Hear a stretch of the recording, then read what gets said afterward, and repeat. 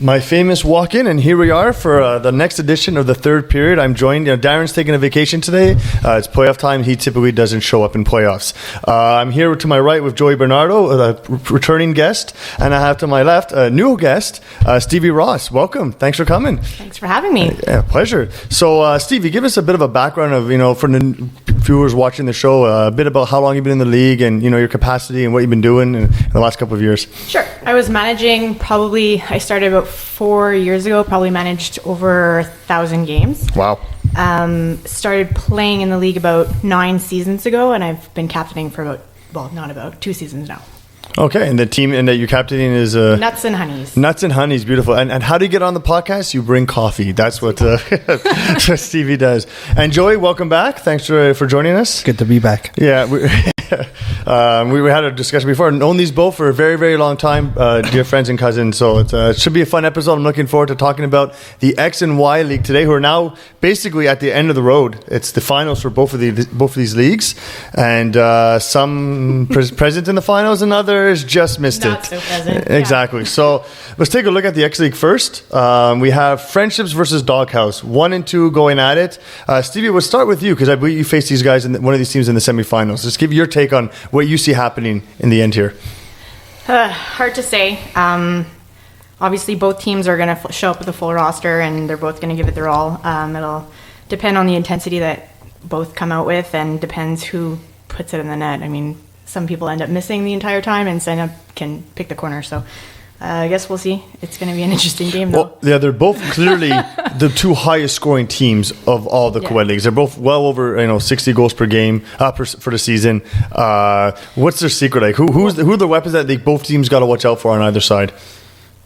The girls on Friendships are really good. They're you need to watch out for all of them. Who's someone that would the Chelsea Prives and the Tori Smiths. You need to watch out for them. They know what to do with the ball when they have it. Obviously, you need to watch out for Troy and Larson when they have the ball. They can both pick a corner. You definitely don't want to have your teeth standing in the front of either one of those shots. For Doghouse, they have a pretty well-rounded team. You can tell from the scoring leaders here.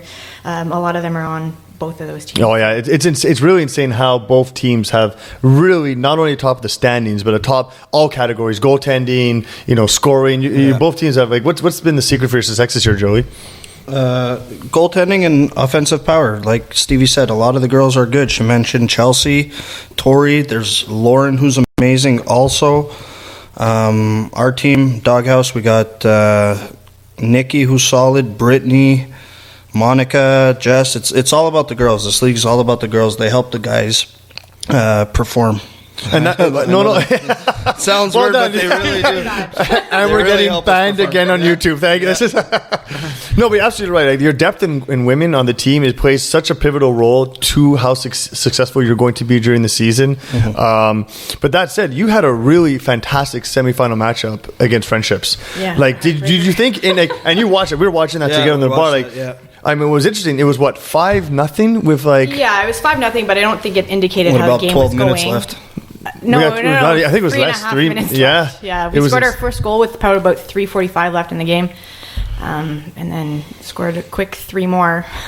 No, but that's so. What did you? I mean, we were watching that game. We're in the bar going, well, this game's over, and all of a sudden 5-1, 5-2, 5-3, 5-4, and the last 30 seconds of that second period were just ridiculous. You guys lined up like a football team, ready to crash that net, right? It was crazy. Yeah. What did you pick up from that? What did you see a weakness in watching that last push from Nuts and Honeys against Friendships that you say, you know what? I noticed something here. Was there some sort of cracks that started to show up in this Friendship team that was 9-1-3 during the season?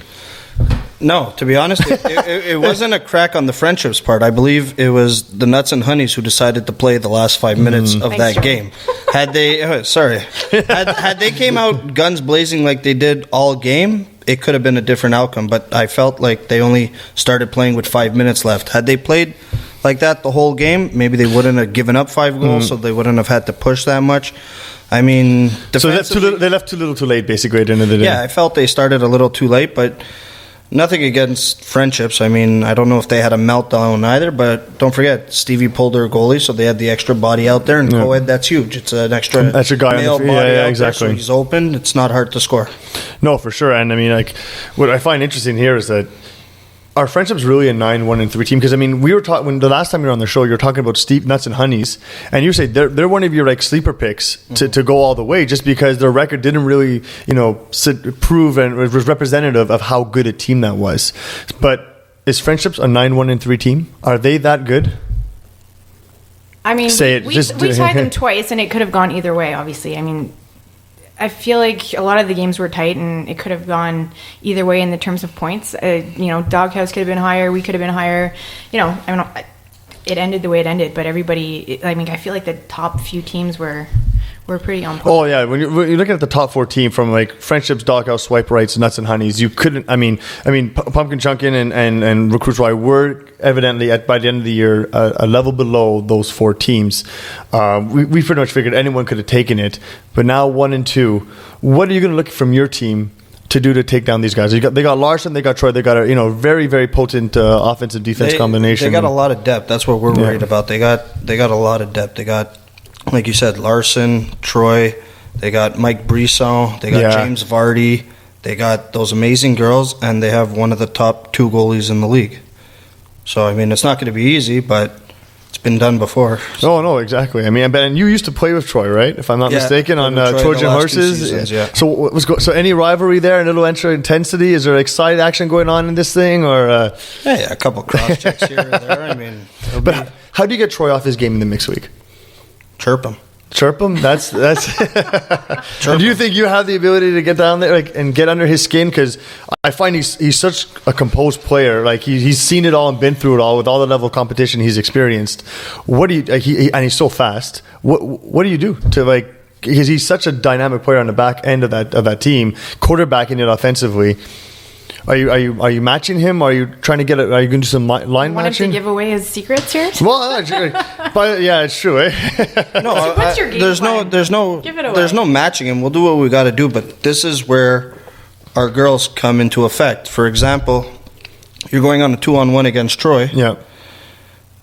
If you're the girl with the ball, Troy's giving you that shot. He's taking the guy. He's taking myself, Julio, Classy, Dave Como. yeah. Right. So he's giving the goalie the shot. But like I said, these girls can score.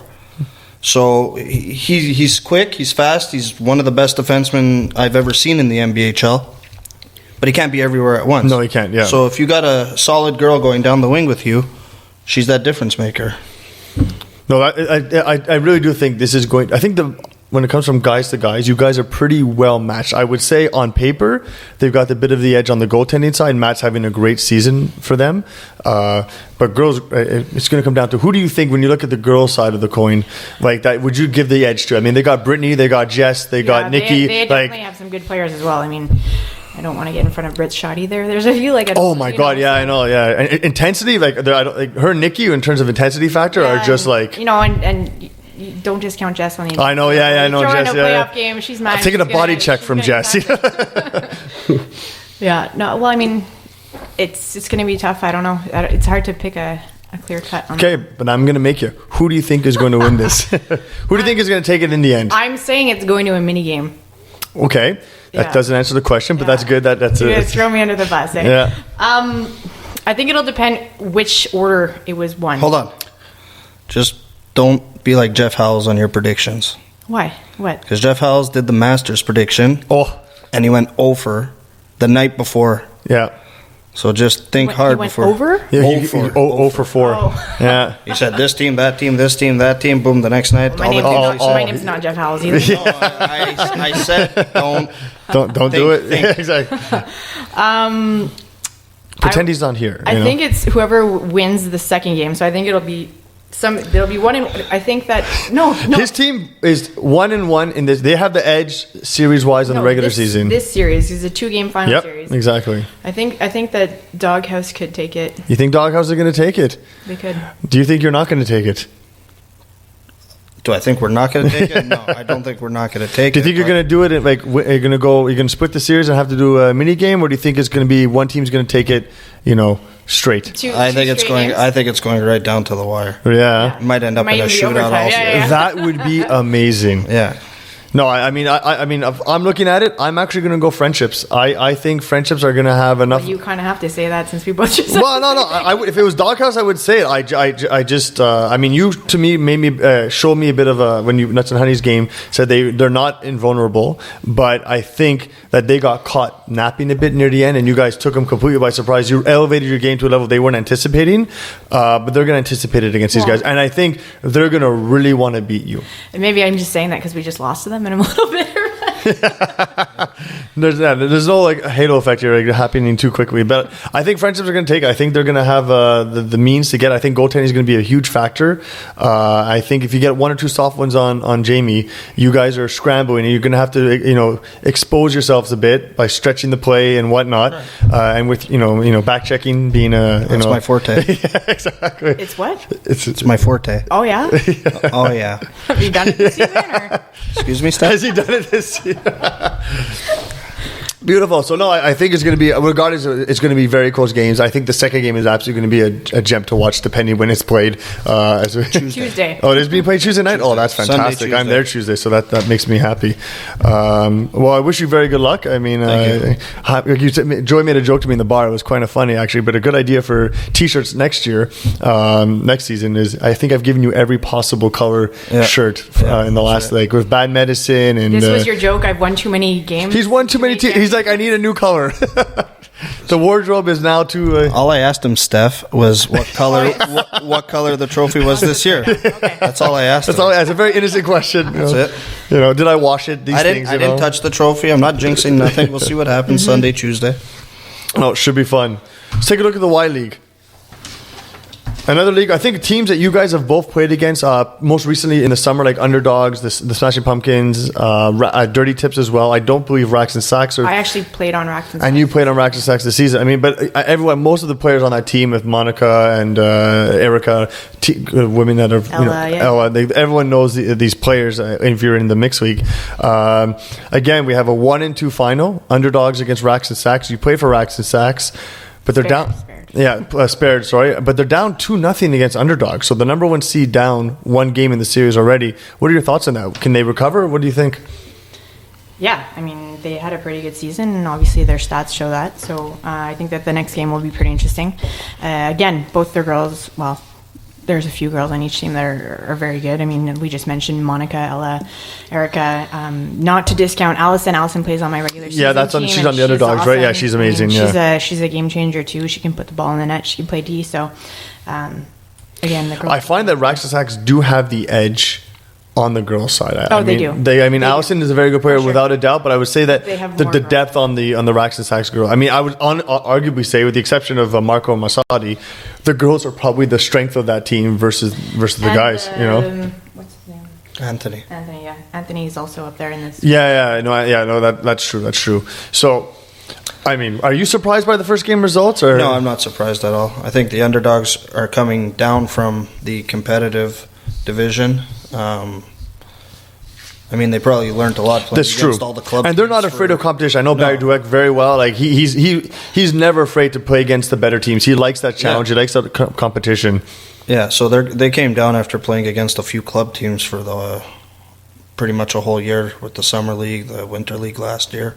They got a good buddy of mine, Andrew Clark. He's their top offensive player. He's a really good guy. He's a straight shooter. So I personally think this series is over. Oh, really? Hey, you're calling it. It's interesting because in the series, in the regular season, they played 4 times, and they actually, it's very interesting. Yeah, they split the series. Each team won a game, and they tied 2. Yeah. I mean, for me, a big secret of Underdog success is their goaltending. Jay Davison is having a monster of a season, statistically speaking.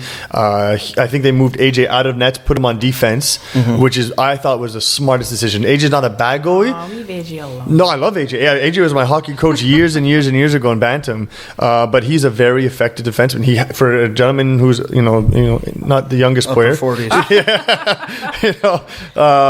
He's super fast. He's got great ball control. He's not easy to get around. He's aggressive. I like what he brings to the game, and having a solid goaltending backstopping that changes a lot. Whereas I thought before, AJ Nets was on his own a lot. Right. The other thing is, most of these series, the first game's the crucial one. I know. If you don't tie, the first game's crucial. Don't forget, underdogs just have to tie next game. Yeah, but it's not they lost. They won 8-0. No, they won 2-0. And we don't know. I don't know if it was an empty goal in there too. I don't know if it was like a 1-0 game. Then if underdogs score the first goal, it's all right. Rax and Sax have to score the next two, which they can. But it's over. Yeah, underdogs. It's over. Well, if there's any team hungry for a championship, it's underdogs. They've been in the league arguably as long as I've been helping Norm organize it, and they got experience. They've got experience, but they've never really reached that apex of success, which is like a championship. Yeah. They've tasted, they've come close, but I think this year they really see it in their line of sight, and they are not going to relent to give it up. So. And it's an understated point. When everyone takes game one as almost, I'm missing my best player, no big deal. But when you're down a game and you have to win, it's a very different statement mentally versus going in on either ahead of the game or equal footing. This year we've had some crazy playoffs, ties, mini games. It's been insane. To go up 2-0, that's huge. Yeah, that's huge. What do you think is the key to success for Rax and Sax? What do they got to do to change? Do they have to change things up? Do they have to short shift guys? Do they have to manage their bench better? They need to manage their bench for sure. They need to make sure that they have the right lines out there. But are they a big roster? Or are they rolling two lines? What's their? Because underdogs is usually a big roster, right? They're not as big of a roster as underdogs, but they just need to make sure that they put the right players on D and the right players on forward, because they do shift back and forth a little bit. Really? I think that they need to make the decisions on that one and maybe shorten their bench if they're. Well, when it gets down to crunch time, if they're showing themselves down 1-0 and it's 5-6 minutes left. They got to go all out. They've got to now change. Okay, we got to get our best players on. They got to use their timeout intelligently, as you did in your game against Friendships, which is a turning point. But you're still going all in underdogs. Why are you so big on underdogs? What's the secret that you feel gives them the edge in this series? Just because, like you said, they've been around a long time. They haven't won. They got the experience, and I think they're due, and they really want it. I mean, when you play in the same league year after year, 3 times a year, and you fall short or you lose in the finals, you got that bitter taste. And I think now they mean business. So yeah, but if you look at the girls on the Rax and Sax, they don't like to lose either. So I think they'll be coming out. And I don't know if they played 2 games that day, because that's a factor too, right? If they had 2 games, they're playing before. Well, no, not all of them. There's Monica that's playing an extra game, and that's it from the girls' point of view. Who? Monica is playing 2 games, and that's it. Oh, because she's playing with you guys. Yeah. Allison's out because we're out, but the rest of them don't have a second game. So no, and that could play a factor. Right? Fatigue. I mean, at the end of the season, you're playing more than once a week in a lot of cases, right? Because you have to fit the schedule into to make sure we end on time because of the holidays. I think people understate that as well, right? Like, there's a lot of teams who look great coming into the playoffs, but they just don't have that endurance. They don't have the ability. Like, I know Norm is playing 4 games in 3 nights. Like, that wears on you. You know what I mean? And there's co-ed league, but men could be playing in their playoffs on their league, and you play 4 or 5 games in a week. You get to Sunday, it's very, very tough. You know what I mean? And I know underdogs. I think they will be a more rested team. Coming in versus potentially, Kenny Belanger plays tons of ball hockey. This guy's going to come in having played 7-8 games probably during the week. I'm sure Marco is playing elsewhere as well. He's not the only one. Monica plays a few times. Erica, that's it. And the girls too. So. But now is that a factor, or is that it's a definite factor, but it can also be a positive, right? Because it depends how your body. It depends how your body recuperates. So you're still going underdogs. What do you think that if you had to objectively take a Rax and Sax point of view, what did they have to do to cut into underdogs and give themselves a shot in this game? Like, do they have to mark a guy? Do they have to? I know scoring first is the easy answer, but they got to be all out offense. Even if they score first, they got to score the second and the third. They just got to go all out crazy, because you score one, okay, but if the other team scores, then you need that next goal. So their forwards have to come out, and they just got to go wild. See, for me, what I've seen with underdogs, and you guys have played against them, is they can get in penalty trouble. They have some guys on that team who tend to play a bit more of an aggressive game. That when it gets called, it can easily derail their momentum. And they can start to get chirping and lose focus on what they're trying to accomplish in the game. Focus on referees, focus internally, rather than, okay, guys, we have a championship on the line. Let's get our act together. And that's when there's a couple of guys that retaliate on that team. Well, that's it. But And there's they're not. also a couple of short fuses on racks and sacks. See, this is I don't know all the players on that team. True. You know what I mean? But I think that's going to be a very when the stakes are now higher. They're the highest. They're in the last game of the year, basically. Who can maintain their composure when things get heated? I think will play a big factor. You get 4 or 5 power plays, especially in the mixed league. It can pay huge. Yeah. Huge dividends. I mean, that's for you guys too, right? If you guys are on the power play, you got Julio and Como on there. It's like that's unpleasant for the other team. Yeah. Plus the girls. I mean, you got to stay out of the box in any co-ed league. I mean, and it's tough. Like it's a fine line. You know what I mean? Like someone bumps a girl by whether intentionally or accident. it's a yard sale. It's exactly. Yeah. It's just all things. Unless it's Steph, then we help her up. But I mean, sorry, Steph. Did you stop? What do you think? I mean, you're. I think I've never stayed down when I got hit. I'm just saying. On that note, yeah. But who do you think is going to take this? Do you think Racks and Sacks underdogs? Are you going to say it's a game 2 and No, I'm going. I'm going Racks and Sacks. Beautiful. Why? They're gonna come out fighting. They're gonna come out and they know they lost the first game. They're not gonna be happy about it, and they're gonna come out hard. And I think that they're gonna take that first game and it'll go to a mini game, and they might be able to pull that out. I think whoever wins the game prior to the mini game, if it goes to that, has the biggest advantage. As a player, I find it so tough to have won game 1, lose game 2, and then have to go in a mini game because you're already in a downward momentum. You're going Racks and Sacks too, then. Unfortunately, I think Jay Davidson is too big of a factor here. I think his numbers are absolutely insane, and the fact that he gave up. He was one of my 13 goalies this season. So. Oh, was he really? Yeah. I mean, his save percentage is almost 94%. I mean, 3 shutouts. 3 shutouts. Like if he blanked him out game 1, he's undoubtedly in Racks and Sacks' head. I think that's going to be too much for them to overcome. I just think if Barry can keep his team composed, because I do believe that's underdog's biggest weakness is that they can get into penalty trouble. I've seen it. They're gonna basically not soar through, but I think it's going to be again a low scoring game. These are not the most prolific teams in terms of offense, but underdogs I think are going to take it in the end, which would be fantastic for them and a great tip of the hat to a team that has battled and fought for so many seasons. It'd be nice to see them come up top. And Racks and Sacks, if they don't win, should be extremely happy with their coming into the league first time as a team, to my knowledge, and doing this well is impressive. Thoughts in general over the mixed league. Let's talk about the X first. In terms of competition. You've both been playing for many seasons. Has it gotten more competitive in your point of view? Has it gotten the teams? The knowledge is so in depth for these top 4 teams that you know each other so well. Are the games becoming more chess-like? Okay, I know I got to watch out for him. I got to, shut him down. Managing rosters. We won't say who's the best roster manager of all captains.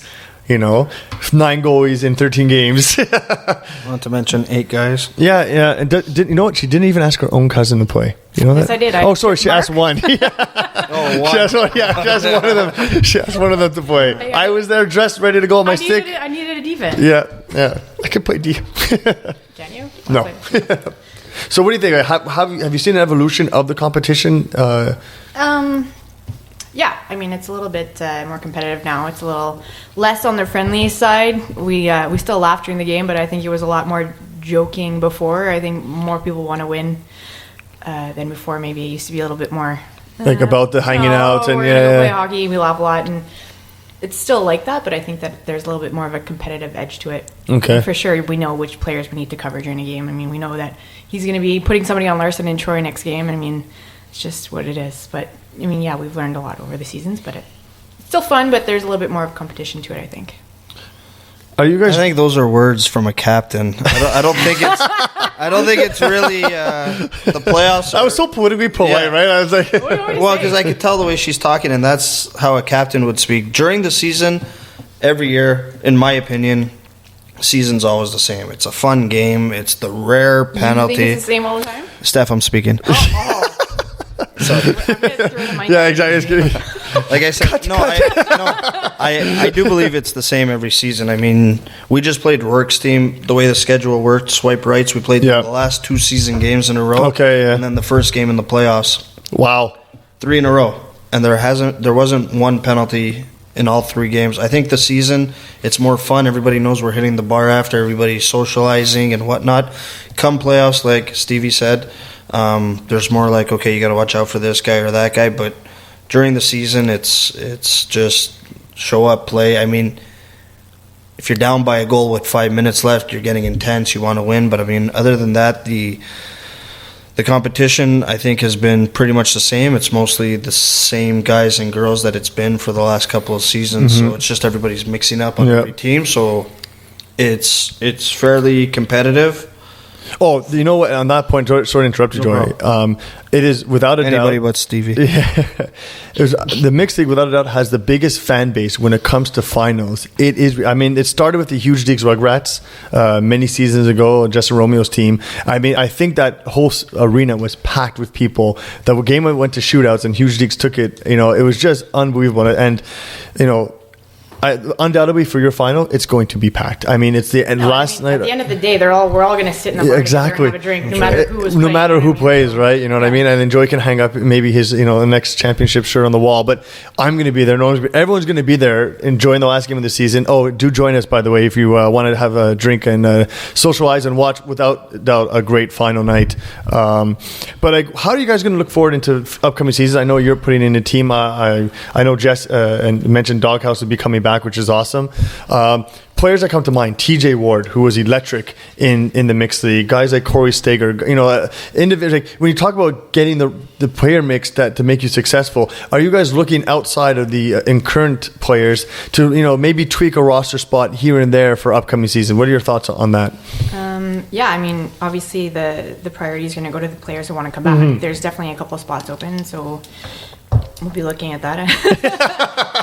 I need a defense. Once again, cut. I feel like Darren.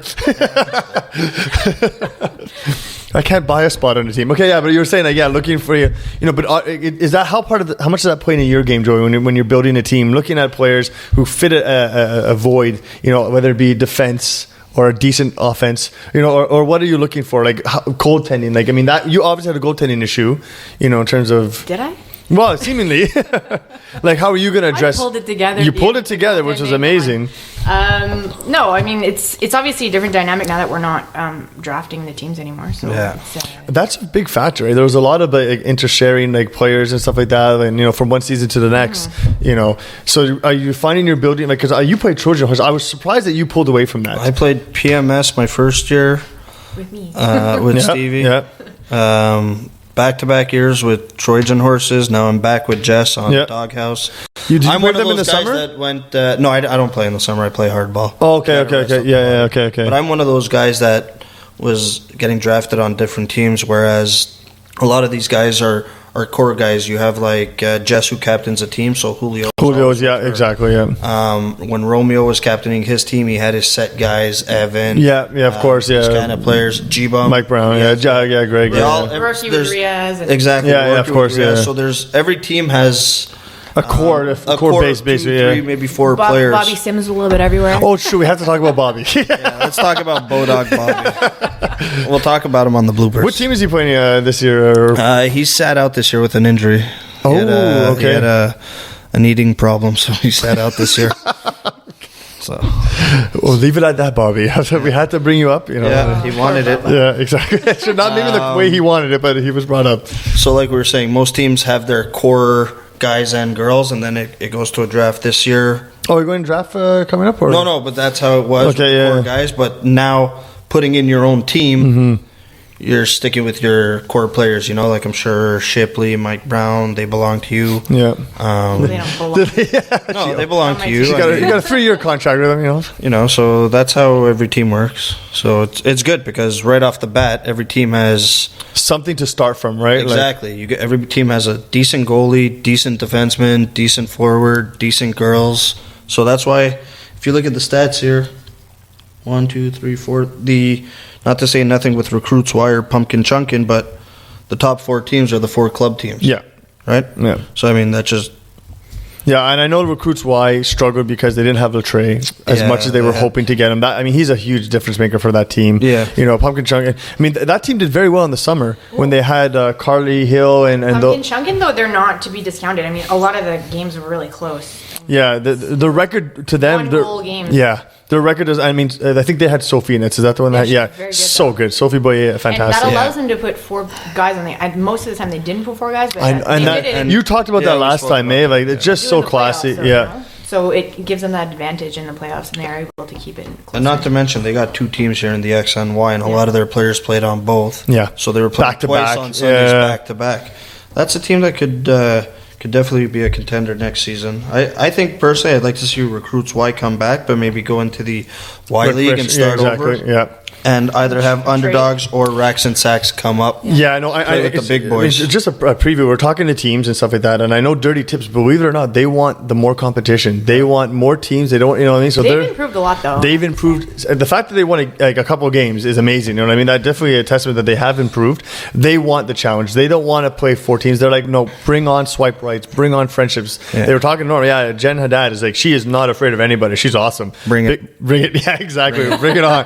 Bring it. We know underdogs are not afraid of it. I know Rax and Sacks has an issue because a lot of the girls do play on both teams, so they do have a bit of a roster issue. You may lose like a Monica to Rax and Sacks. That's not going to happen, I guess. Or who else do you have? You have Monica. That's it from Rax and Sacks. Okay, I thought so. Erica, no. No one has Erica. She's great too. Not Erica, sorry. Ella? No. Allison's on my Allison, team. that's what. So Yeah, didn't she play with them? Or she's No, playing underdogs. She's underdogs. That's Yeah, right. see, that's the thing that changes underdogs big time, right? If Allison, I mean, in the summer, did she play with you or did she play with Barry on the underdogs? She played with Barry in the summer. Okay. She played with me. Well, she played with both this past season. Yeah, no, this season because there's 2 different leagues. Right? Yeah. But in the summer it was one big Summer, league. Yeah, in the summer she was on their team, but hopefully I can. But she's been on underdogs for many seasons now. You know what I mean? I don't know who's the friend on the team that she knows there, but she's a big piece of that team's puzzle. Losing her is a big factor for them. Sure. Yeah. Well, guys, thank you very much. I mean, we're looking forward to. So your final game is on the 22nd, I believe. Yeah. Underdogs and Racks and Sacks is on Sunday.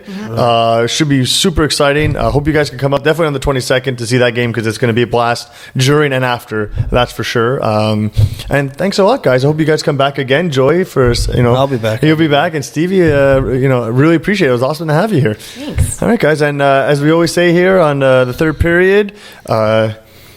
Thank you, MBHL, and just say good night. Good night. There we go. I think I messed that up. Yeah, a little bit.